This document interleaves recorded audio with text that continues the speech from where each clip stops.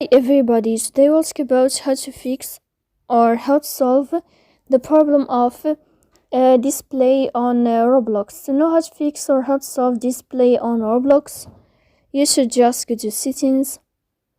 Here you can click on apps, default apps, app settings. Then this list you will enter to the window or to the app of Roblox, and you can click here.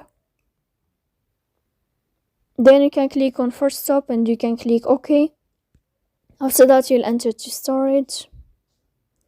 You can click here clear cache, but pay attention, don't click clear data because that can cause you errors in your app.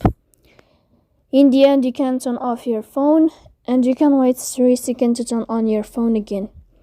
So please don't forget to support us by like and subscribe. See you next time in another video, and thank you for your attention.